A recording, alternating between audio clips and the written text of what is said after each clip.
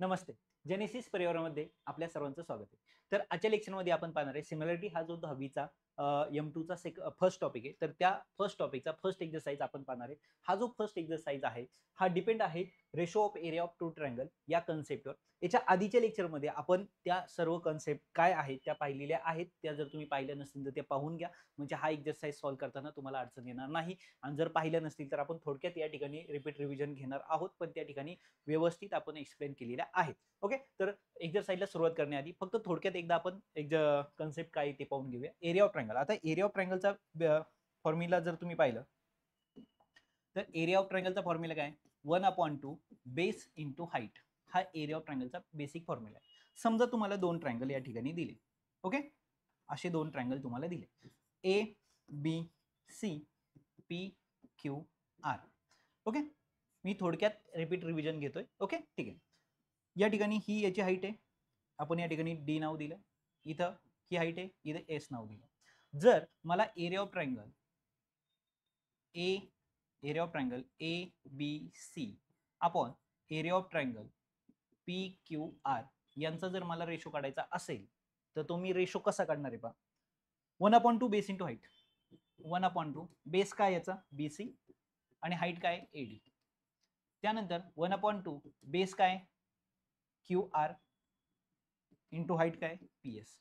पहा या ठिकाणी 1/2 ला 1/2 काय होणार आहे, कॅन्सल. म्हणजे दोन ट्रायंगलचा एरियाचा रेशो हा 1/2 लिहायची गरजच नाही. बेस इंटू हाईटला काय असतो, इक्वल असतो. म्हणजे कोणत्याही दोन ट्रायंगलचा एरियाचा रेशो हा नेहमी काय असतो, ratio the equal ratio of two triangle is equal to the ratio of corresponding multiplication of height and its base. Okay, त्याची हाईट आणि बेसचा काय आहे, त्यांचा काय रेशो मल्टिप्लिकेशनचा.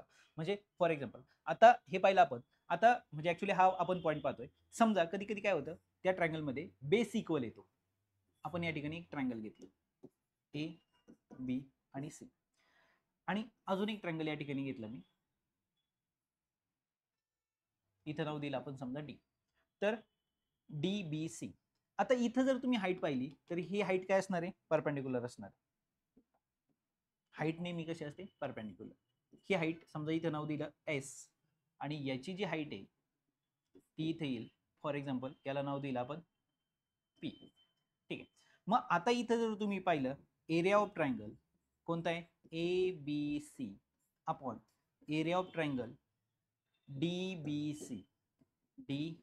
सी यांचा एरियाचा रेशो आता काय लिहिणार आपण, 1/2 बेस काय बी सी इंटू हाईट काय ए एस. आणि इथं जर पाहिलं तर 1/2 बेस कोण आहे बी सीच आहे आणि हाईट काय डी एस. पण आता पहा, जसं 1/2 ला 1/2 कॅन्सल होतो तसं बीसी ला बीसी कॅन्सल होतो. म्हणजे या ठिकाणी मला हे लिहायची काहीच गरज नव्हती. ओके, का 1/2 आणि बीसी या ठिकाणी मी जर एवढं लिहिलं असतं काय एस अपॉन डीपी. ओके, का बरं, कारण जर दोघांचा बेस इक्वल आहे तो कॅन्सल होणार आहे आणि हा 1/2 ला 1/2 कॅन्सल आहे. ओके, म्हणजे जर बेस इक्वल असेल तर त्यांचा एरियाचा रेशो हा कशाच्या प्रोपोर्शन मध्ये येतो, हाईटच्या प्रोपोर्शन मध्ये येतो. मग आता सेम पॅटर्ननी जर हाईट इक्वल असेल, दोन ट्रायंगलची काय दिली असेल, हाईट इक्वल दिली असेल, म्हणजे इथं पी क्यू आर आणि एस. या ठिकाणी हा एक ट्रायंगल आहे, याची हाईट समजा पी टी घेतली आपण इथं. ओके, आणि पी क्यू आर हा जो ट्रायंगल आहे त्याची पण हाईट काय पी टीच येणार आहे. म्हणजे हाईट इक्वल असतो ना, एरियाचा रेशो हा कशाच्या प्रोपोर्शन मध्ये जाणार आहे, बेस. म्हणजे पहिला ट्रायंगल जर तुम्ही पाहिला area of triangle P Q R, okay, upon area of triangle P Q S याचा एरियाचा रेशो मी काय लिहितोय पहा, या ठिकाणी काय लिहिणार आहे मी, Q R upon Q S. Okay, असं का लिहिलं, या ठिकाणी फक्त काय लिहिलं मी, हाईट लिहिली कारण बेस कॉमन होता. या ठिकाणी फक्त मी बेस लिहिला कारण हाईट कॉमन होती. म्हणजे याचं रिझन काय, ट्रायंगल हॅव्हिंग इक्वल बेस. आणि याचं रिझन ने या ठिकाणी काय, triangle having equal height. Okay, म्हणजे height equal base proportion, base equal height proportion. आणि समजा कधी कधी काय होतं, दोनही सेम येतात, म्हणजे हाईट पण सेम आणि बेस पण सेम. ओके, म्हणजे फॉर एक्झाम्पल ह्या दोन पॅरलल लाईन आहेत आणि या दोन पॅरल लाईन मध्ये काय झालं तर हा एक ट्रायंगल फॉर्म झालेला आहे, ट्रायंगल ए बी आणि सी.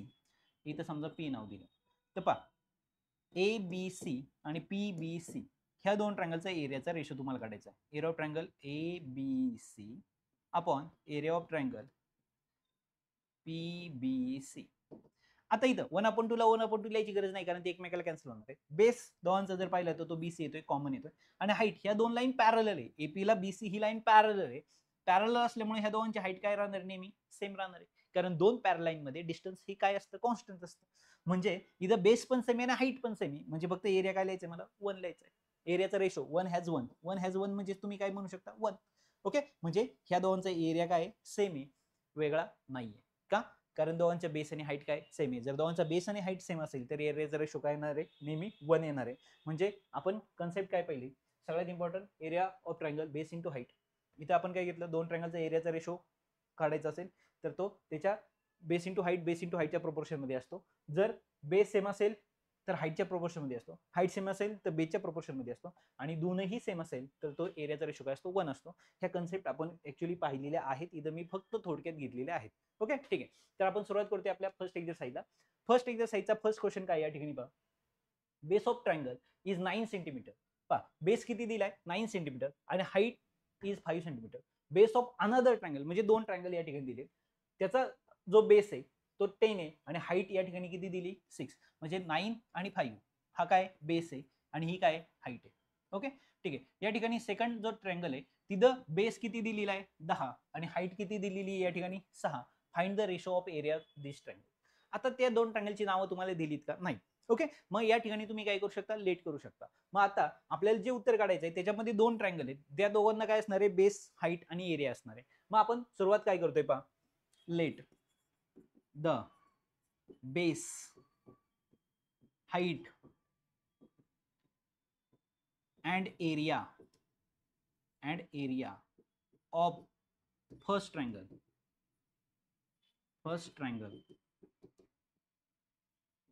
B. बेस पहिला बेस आहे म्हणून B1 कॉमा H1 कारण हाईट आहे, अँड A1 आर रिस्पेक्टिव्ह. ठीक आहे.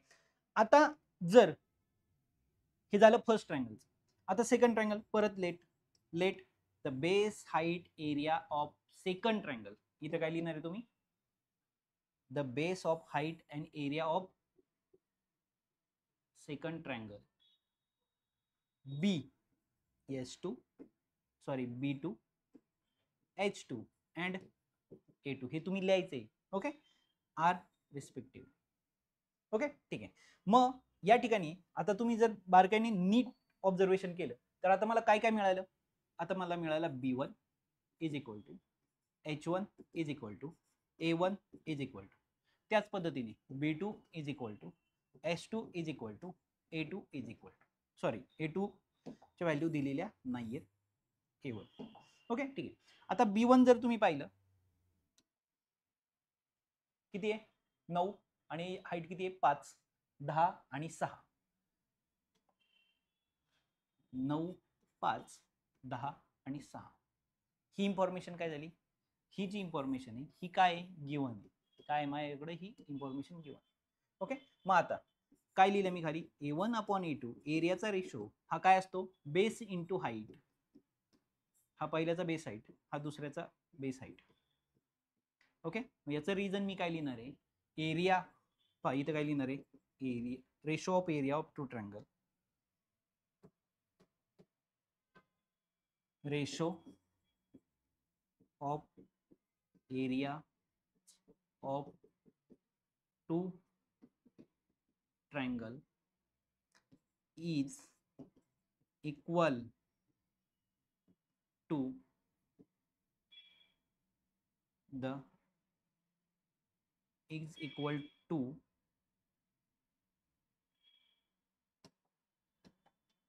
is equal to the product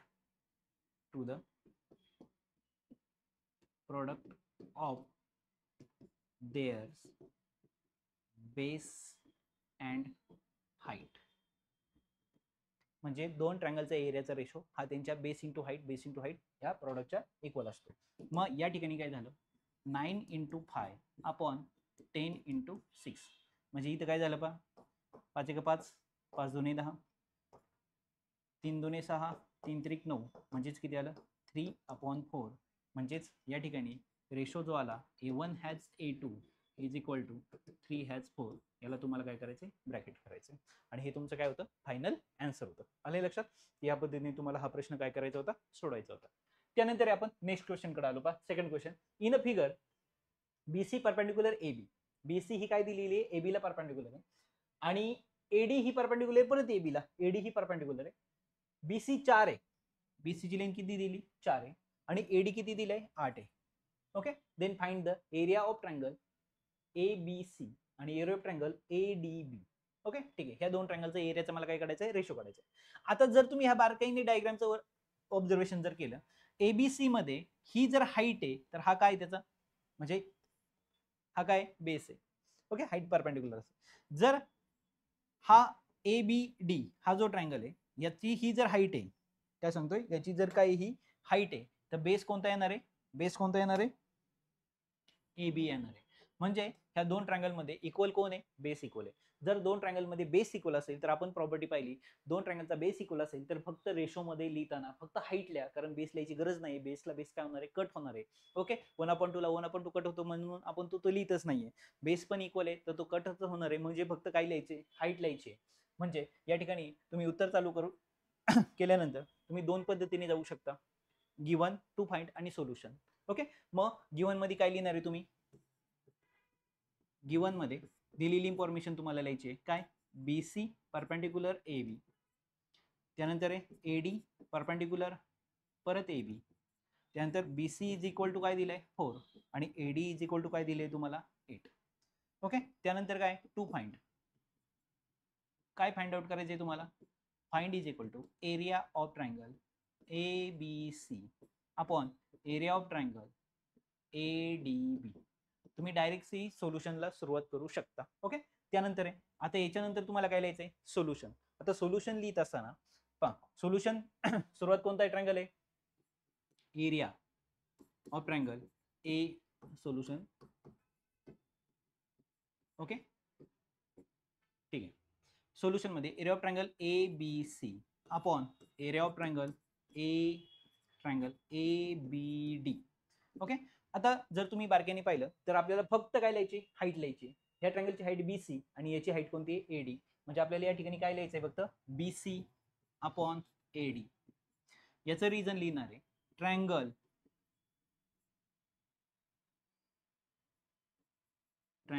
having equal height, sorry equal base. Triangle having equal base. Okay, मग बेस किती आहे 4 आणि इकडचा बेस किती आहे 8. म्हणजे इथं किती आलं 8, म्हणजे किती आले 1/2 झालं. म्हणजे इथं तुम्हाला काय लिहायचंय final answer area of triangle ABC has area of triangle ABD is equal to 1/2. या पद्धतीने तुम्हाला फायनल आन्सर द्यायचं आहे. ठीक आहे, आले लक्षात? तुम्ही डायरेक्ट या ठिकाणी सुद्धा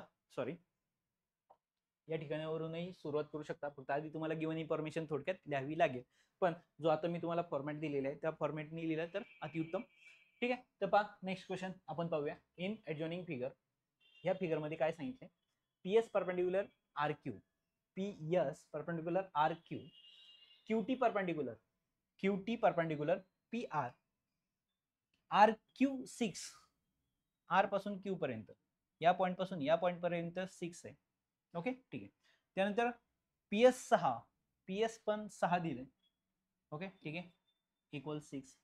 PR 12, PR जर 12 दिलाय. Okay, then find the QT ची व्हॅल्यू काढा. म्हणजे जर तुम्ही बारकाईने ट्रायंगलचं ऑब्झर्वेशन जर केलं तुमच्या लक्षात येईल ट्रायंगल कोणता दिलेला आहे. ट्रायंगल आहे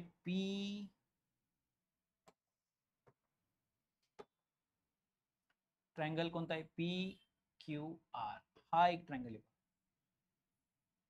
या ट्रायंगल मध्ये बेस कोणता आहे RQ, तो किती दिलाय 6 आणि त्याची हाईट जर पाहिली तर PS ती पण किती दिली 6.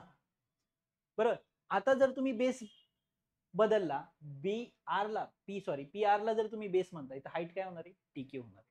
म्हणजे एकाच ट्रायंगलच्या दोन एरिया तुम्ही काढू शकता आणि त्याचा एरियाचा रेशो जर बेस आणि हाईट जर इक्वल असेल तर तो काय असतो, 1 असतो. ठीक आहे, मग आपण पाहूया. एकदाच गिवन इन्फॉर्मेशन मध्ये काय लिहायचं आता तुमच्या लक्षात आलेले. गिवन मध्ये काय लिहिणार आहे सगळी basic information.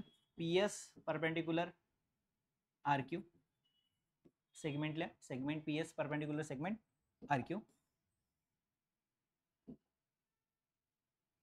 Segment P S perpendicular segment R Q. त्यानंतर आहे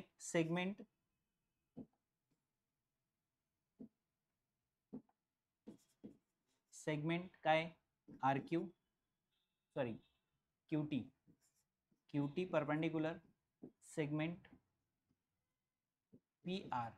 त्यानंतर आहे R Q is equal to 6, P S is equal to 6 आणि P R is equal to 12. Okay, त्यानंतर काय फाइंड आउट करायचंय, टू फाइंड काय फाइंड आउट करायचंय तुम्हाला, तर फाइंड करायचंय QT is equal to question. आता काय चालू झालं तुमचं सोल्युशन मध्ये तुम्ही काय लिहिणार आहे, सुरुवात काय लिहितोय पहा मी, area of triangle P Q R. Area of triangle काय सांगितलंय, triangle P Q R upon area of triangle परत पी क्यू आर. का, ट्रायंगल सेम दिलाय, बेस आणि हाईट डिफरंट दिलेली आहे. ओके, आता मी या ठिकाणी लिहिताना काय लिहितोय पहा, 1/2 लिहायची मला गरज नाहीये कारण सेम ट्रायंगल आहे. ओके, दुसरी गोष्ट, दोन ट्रायंगलचा एरियाचा रेशो हा नेहमी कशा प्रोपोर्शन मध्ये असतो, बेस आणि हाईटच्या इक्वल प्रोपोर्शन मध्ये असतो. म्हणजे आता पी क्यू आरचा बेस मी इथं काय लिहितोय पहा, R Q into P S upon base आता मी बदलला, पी आर इंटू काय लिहिणार मी, क्यूटी.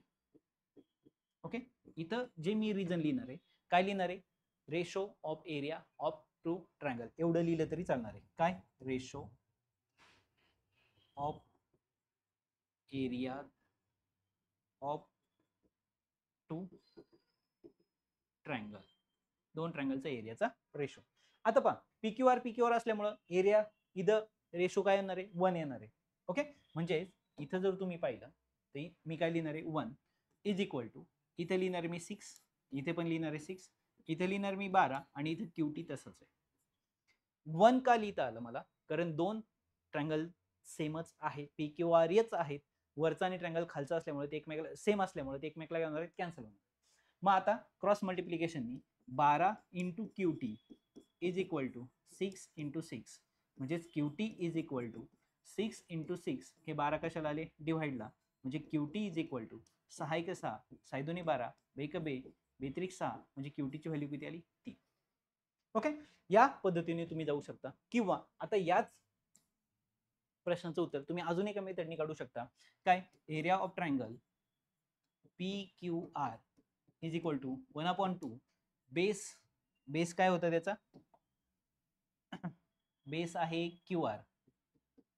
ओके, बेस काय आर क्यू आर. ओके, आणि हाईट काय पी एस इंटू हाईट काय पी एस, म्हणजे 1/2 इथं 6 इंटू 6, 6 36, 36 ला जर भागलं तर 18, म्हणजे एरिया ऑफ ट्रायंगल किती आला, 18.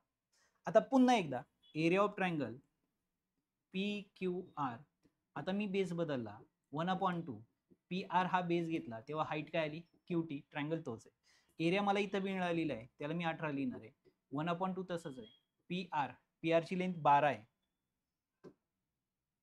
इंटू 12 इंटू काय क्यूटी.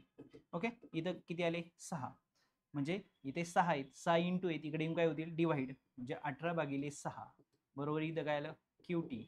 6 ने भागलं 3 उत्तर आलं, क्यूटी. मी फक्त सरळ लिहून घेतलं, क्यूटी बरोबर 6, सॉरी क्यूटी बरोबर किती उत्तर आलेलं आहे आपलं, 3. ओके, झालं. म्हणजे इथं मी 1 म्हणतो आणि यावरनं मला काय मिळालेले आहे, फ्रॉम 1. मी 12 कुठे लिहिलेले, त्या ठिकाणी मी 18 लिहिले. ठीक आहे, पहा इथं काय लिहिणार आहे, फॉर्म्युला. ओके, फॉर्म्युला इथं पण काय लिहिणार आहे मी फॉर्म्युला, त्यानंतर इथं काय लिहिणार आहे फ्रॉम 1, आणि याच्या आधी काय लिहा गिव्हन इन्फॉर्मेशन, कोण कोणाला काय परपेंडिक्युलर आहे आणि कोणाची किती व्हॅल्यू. लक्षात आलं? म्हणजे ही गिव्हन इन्फॉर्मेशन या ठिकाणी तुम्ही लिहून घ्या, याला नाव द्या गिव्हन. म्हणजे इथं गिव्हन इन्फॉर्मेशन आली. Direct area of triangle, area of triangle same असल्यामुळे तो एरिया आपल्याला काय करता आला यूज करता आला. या पद्धतीने तुम्ही उत्तर सॉल्व्ह करू शकता, आणि आता आपण ज्या मेथडनी सॉल्व्ह केले त्याही मेथडनी तुम्ही त्याचं उत्तर काढू शकता. आले लक्षात? ठीक आहे, जाऊया आपण नेक्स्ट क्वेश्चन. आता या ठिकाणी नेक्स्ट क्वेश्चन काय दिलाय, in adjoining figure AP perpendicular BC, AP he BC ला परपेंडिक्युलर आहे, AD आणि BC पॅरलल आहे. पहा, AD ही जी साइड आहे ही BC ला पॅरलल आहे. जर दोन साइड पॅरलल असतील तर त्यांच्यात हाईट डिस्टन्स हे नेहमी काय असतं कॉन्स्टंट असतं, फिक्स असतं. म्हणजे याचा अर्थ कोणताही ट्रायंगल घ्या हाईट APच असणार. म्हणजे दोन पॅरलल लाईन मध्ये तुम्ही कोणतेही आणि कितीही ट्रायंगल काढा, त्रिकोण काढा, त्यांची हाईट ही काय राहणार आहे फिक्स राहणार आहे.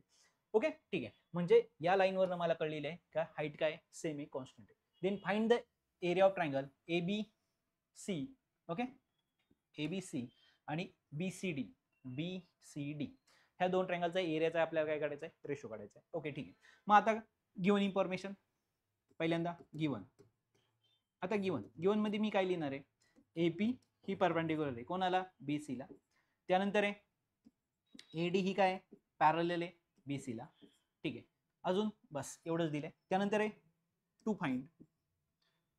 आता हे प्रूव्ह आहे, सॉरी फाइंड आहे. ओके, ठीक आहे. काय दिलंय to find area of triangle, ABC has area of triangle BCD हे तुम्हाला फाइंड आउट करायचं आहे. मग आता इथं काय चालू झालं सोल्युशन. ओके, ठीक आहे.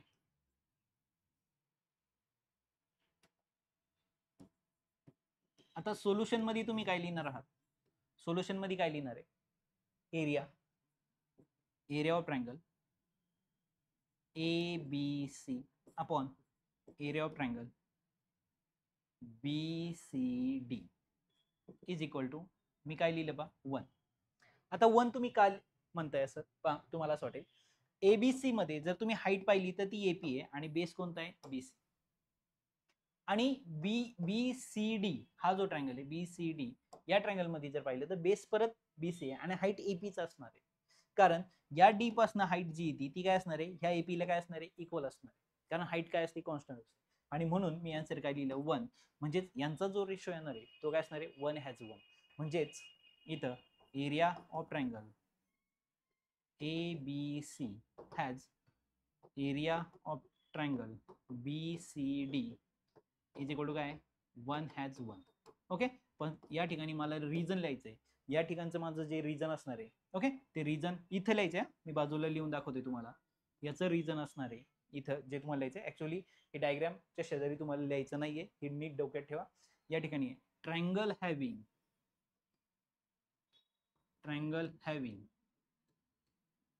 इक्वल बेस अँड हाईट,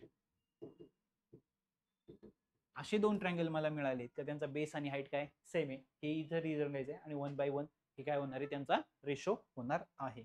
आले लक्षात? ठीक आहे, जाऊया आपण नेक्स्ट क्वेश्चन. आता या ठिकाणी काय दिलाय नेक्स्ट क्वेश्चन पहा, in adjoining figure PQ perpendicular BC ही लाईन इथं काय परपेंडिक्युलर, त्यानंतर AD परपेंडिक्युलर BC, परत AD ही परपेंडिक्युलर BC ला.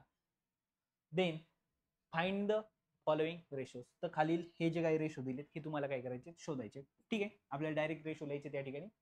Area of triangle PQB, triangle बघूया आपण कोणता आहे PQB हा ट्रायंगल आहे पहा. ओके, ठीक आहे. दुसरा ट्रायंगल PBC म्हणजे हा इथून चालू होऊन इथपर्यंत गेला, हा P आहे. म्हणजे PQB आणि PBC जर पाहिलं तर दोनही एकाच पॉईंट मधनं ट्रायंगल तयार झालेले, म्हणजे शिरोबिंदू जो आहे वरचा पॉईंट तो एकच आहे. जर एकच शिरोबिंदू असेल दोन ट्रायंगलला म्हणजे काय व्हर्टेक्स असेल, एकाच व्हर्टेक्स मधनं जर ते ट्रायंगल तयार होत असतील तर त्यांची हाईट नेहमी काय असणार आहे, कॉन्स्टंट असणार आहे, फिक्स असणार आहे. ओके, म्हणजे याचा अर्थ काय झाला, दोन ट्रायंगलची त्या ठिकाणी काय कॉन्स्टंट आहे, हाईट कॉन्स्टंट आहे. म्हणजे पी क्यू बी याचा जर बेस पाहिला तर तो बी क्यू आहे आणि पी बी सी याची हाईट बेस पाहिला तर तो बी सी आहे. म्हणजे इथं तुम्ही रिझन काय लिहिणार आहे, triangle having equal height. Triangle having equal height, ट्रायंगलची हाईट काय इक्वल आहे. त्यानंतर जर तुम्ही इथं पाहिलं काय, triangle PBC, triangle PBC, triangle नीट ऑब्झर्व करा, आणि एबीसी, एबीसी. आता पहा, पीबीसी पायाला बीसी, एबीसी पायाला बीसी, म्हणजे दोघांचा बेस सेम आहे, हाईट डिफरंट आहे. म्हणजे या ठिकाणी मी काय लिहिल, P Q upon AD. Okay, इथं reason triangle having equal base, काय लिहायचंय मला इथं, बेस लिहायचंय. ओके, ठीक आहे. त्यानंतर इथं जर पाहिलं तर A B C, A B C, okay, base B C, height AD, ADC, ADC, height एडीच येणार आहे. म्हणजे बेस काय आहे, एबीसीचा बेस बीसी आणि एडीसीचे बेस डीसी. म्हणजे या ठिकाणी तुम्हाला रिझन करायचंय, triangle having equal height. Okay, ठीक आहे. इथं हाईट इक्वल आहे, इथं बेस इक्वल आहे, इथं हाईट इक्वल आहे. ठीक आहे. त्यानंतर आहे एडीसी, एडीसी आणि पीक्यूसी, पीक्यूसी, एडीसी, पीक्यूसी. याचा अर्थ काय झाला, दोनचा बेस आणि हाईट दोनही वेगळे आहेत.